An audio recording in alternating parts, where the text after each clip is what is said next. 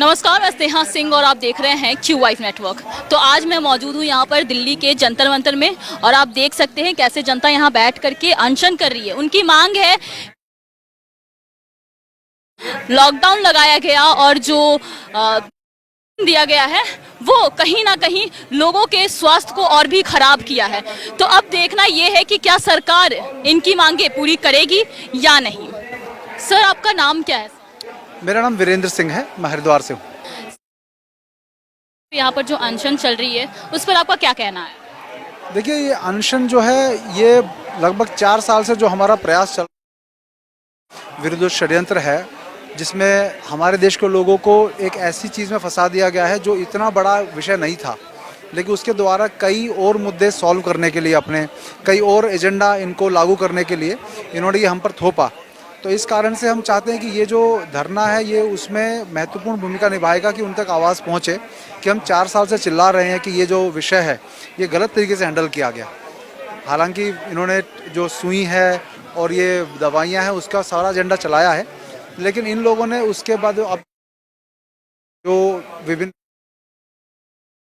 के ऊपर किसी प्रकार का उनका वक्तव्य नहीं आ रहा। वो ये कह रहे हैं कि ये शायद हमारी जिम्मेदारी नहीं है, इनको मुआवजा दिया जाए या इनकी जान बचाई जाए। तो सर, आपको क्या लगता है कि लॉकडाउन गलत था या फिर है? देखिए, क्या है कि जो लॉकडाउन था ना, उसका बेस था आपका आरटीपीसीआर टेस्ट के कारण जो केस बढ़े। वो केस बढ़ने के कारण क्या हुआ, लोगों को लगा कि ये कोई बहुत बड़ी बीमारी है।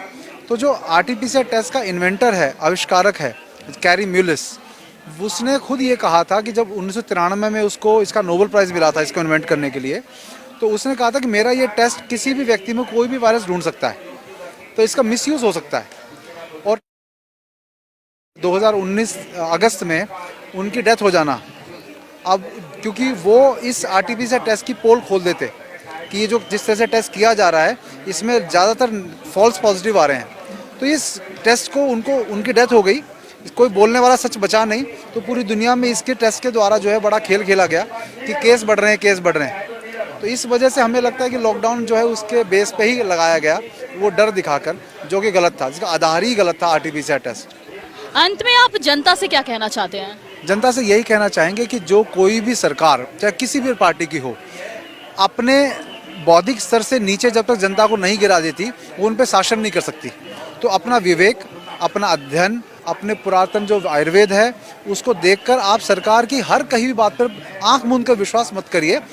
आपको प्रोटेस्ट करने का, प्रश्न पूछने का अधिकार है, वो पूछिए कि ये गलत तो नहीं है, आने वाली पीढ़ियाँ प्रभावित तो नहीं हो रही। तो ये विवेक हमारी जनता को जागृत करना पड़ेगा, नहीं तो हम ऐसे आंख मूंद करके कुछ भी पालन कर लेना वो गलत है। Thank you. Doctor carry Mullis को नोबेल प्राइज मिला पॉलीमरेज चेन रिएक्शन के इन्वेंशन के लिए, जिसको हम आज आरटीपीसीआर टेस्ट बोलते हैं। पीसीआर एक एनालिसिस करने का मेथड है जिसको वायरस को डिटेक्ट करने के लिए नहीं बनाया गया था। म्यूलिस एक्सप्लेन करते हैं कि क्यों ऐसा है। पीसीआर टेस्ट अगर आप ठीक से करें तो आप किसी भी व्यक्ति में कुछ भी ढूंढ सकते हैं। तो यदि आप किसी मॉलिक्यूल को एक नापने की स्थिति तक ले जाने के योग्य बना देते हैं, जो पीसीआर कर सकता है, तो हमारे शरीर में बहुत सारे मॉलिक्यूल होते हैं, केवल एक नहीं होता। तो इसका दुरुपयोग इस प्रकार से हो सकता है जिसे बताने की कोशिश की जा सकती है कि इसका कोई मतलब निकल रहा है। पीसीआर टेस्ट पोटेंशियली कुछ भी ढूंढ सकता है जो आप ढूंढ रहे हैं।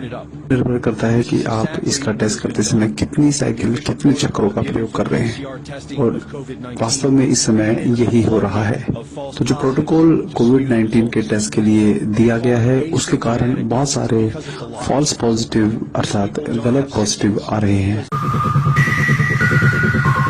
Dr. Kary Mullis was awarded the Nobel Prize for his invention of the polymerase chain reaction, the PCR. The PCR is a method of analysis and wasn't designed to test for a virus. Mullis explains why. And with PCR, if you do it well, you can find almost anything in anybody.